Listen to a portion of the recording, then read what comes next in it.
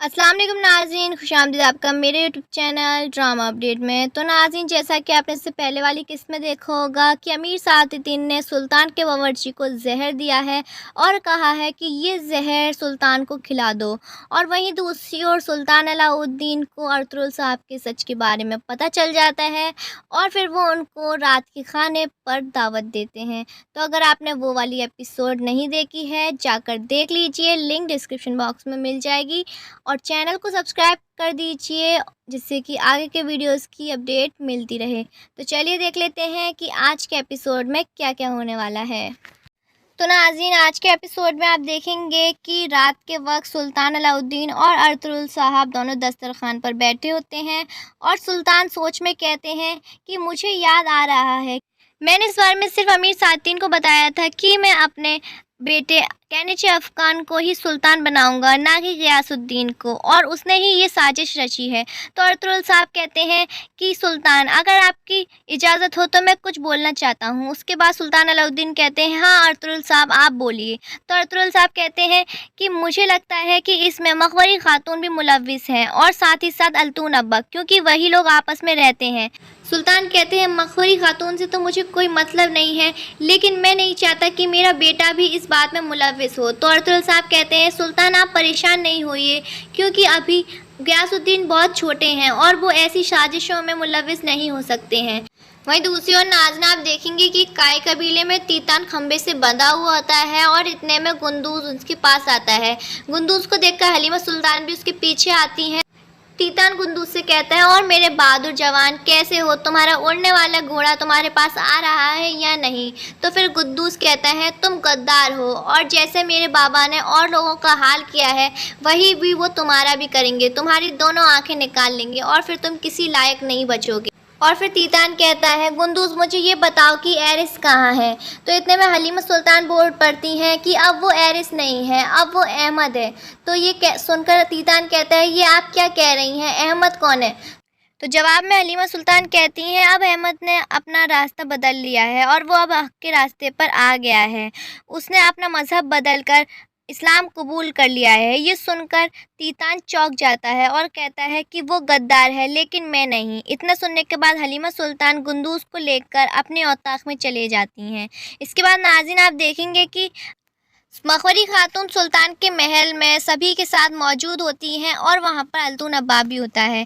उसके बाद मखवरी खातून कहती हैं कि कौन कौन चाहता है कि मेरा बेटा सुल्तान बने, और मेरा ही बेटा इसका एक बिल्कुल सही वारिस है, वही बनेगा क्योंकि वही बड़ा है, उसका ही हक है। उसके बाद वहाँ पर सभी लोग हामी भरते हैं।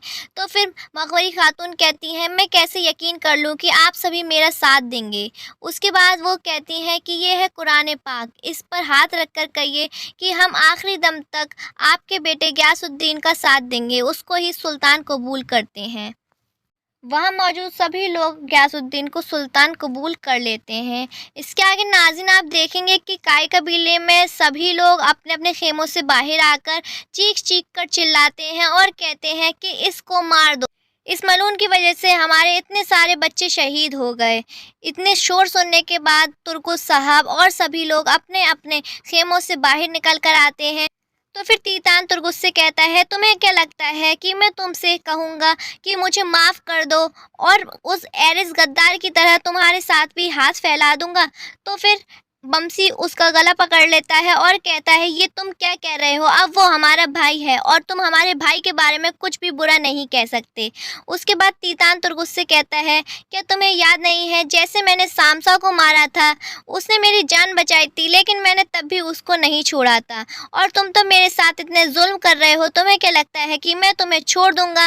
मैं कभी ना कभी तो यहाँ से निकलूंगा और मैं तुम्हें नहीं छोड़ूंगा, मैं तुम्हारी नस्लें मिटा दूंगा। सामसा की मौत के बारे में सुनने के बाद सभी लोग बड़े गमगीन हो जाते हैं और तुर्गत का पारा हाई हो जाता है। उसको इतना गुस्सा आता है कि वो अर्तुगरुल भाई का इंतज़ार किए बिना ही अपना कुल्हाड़ा उठाता है और तीतान के सिर के 2 टुकड़े कर देता है। तो नाज़रीन, तीतान का यहीं पर आकर एंड होता है। इसके आगे नाज़रीन, आप देखेंगे कि अर्तुगरुल साहब सुल्तान के साथ दस्तरखान पर बैठे होते हैं और सुल्तान का बावर्ची निज़ामुद्दीन उनके सामने तीतर पेश करता है। कहता है कि ये मैंने आपके लिए बनाया है। اس کے بعد سلطان علاؤدین کہتے ہیں نظام الدین تمہارا بہت شکریہ، اور پھر سلطان علاؤدین کھانے کو اپنی اپنی پلیٹوں میں نکال لیتے ہیں۔ تو پھر بہت دیر تک نظام الدین وہاں کھڑا رہتا ہے۔ تو سلطان علاؤدین کہتے ہیں نظام الدین تم ابھی تک گئے نہیں، یہاں کیا کر رہے ہو؟ اس کے بعد کہتے ہیں یہاں سے جاؤ۔ تو پھر نظام الدین وہاں سے چلا جاتا ہے۔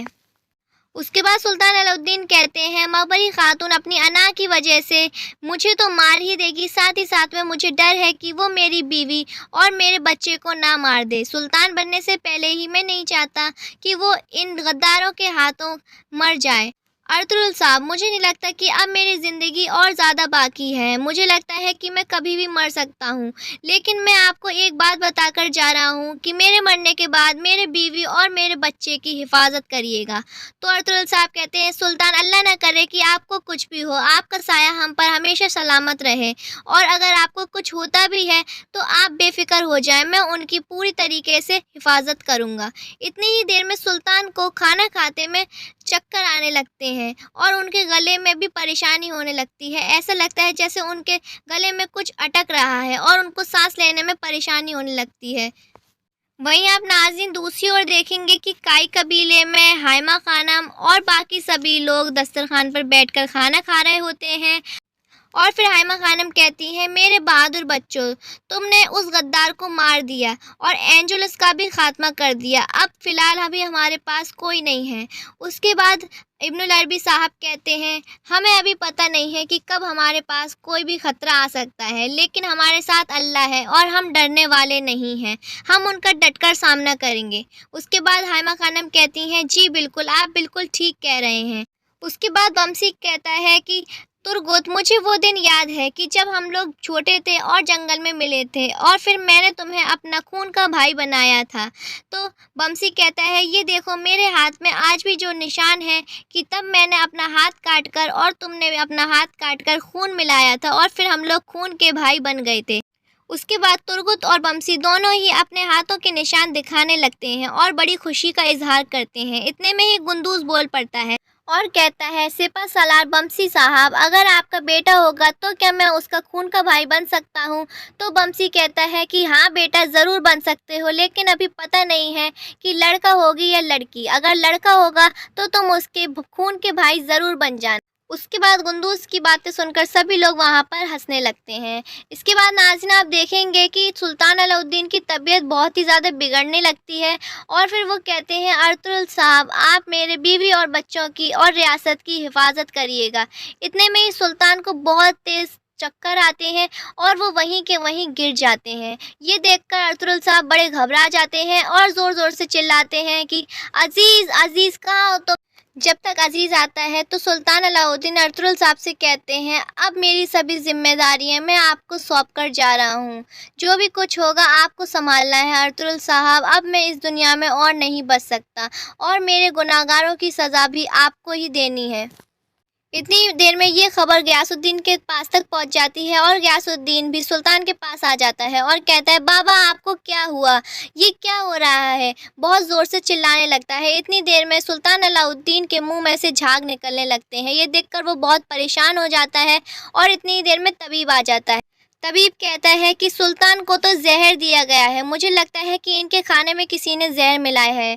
یہ دیکھ کر تو غیاث الدین کو بڑا غصہ آ جاتا ہے اور وہ اس طبیب کا گریبان پکڑ لیتے ہیں اور کہتے ہیں یہ کیا بکواس کر رہے ہو تم، ایسے کون بابا کو کوئی زہر دے سکتا ہے؟ اس کے بعد ارطغرل صاحب کہتے ہیں یہ وقت ابھی بحث کرنے کا نہیں ہے، اچھا ہوگا کہ ہم ان کا جلد سے جلد علاج کروائیں۔ اس کے بعد غیاث الدین کہتا ہے کہ میں نے آپ سے پہلے ہی کہا تھا کہ اس آدمی پر نظر رکھیں، اور سلطان نے کہا بھی تھا کہ یہ آدمی ٹھیک نہیں ہے، تو پھر سلطان کے دسترخوان پر یہ آدمی کیا کر رہا ہے؟ اتنے میں طبیب کہتا ہے کہ ہمیں ان کو جلدی سے جلد محل لے کر جانا ہوگا، نہیں تو ہم ان کو کھو دیں گے۔ تو پھر غیاث الدین سپاہیوں سے کہتا ہے سپاہیوں جلد سے جلد ان کو لے کر جاؤ، ذرا بھی دیری نہیں ہونی چاہیے۔ اس کے بعد غیاث الدین اپنے سپاہیوں سے کہتا ہے کہ باقی سپاہیوں ادھر آؤ اور اس آدمی کو حراست میں لے لو، میں اس سے جانچ پڑتال کروں گا۔ اس کے بعد غیاث الدین ارطغرل اور عزیز کو دونوں کو زندان میں ڈالنے کی کہہ دیتا ہے اور پھر وہ سپاہی ان کو لے کر چلے جاتے ہیں۔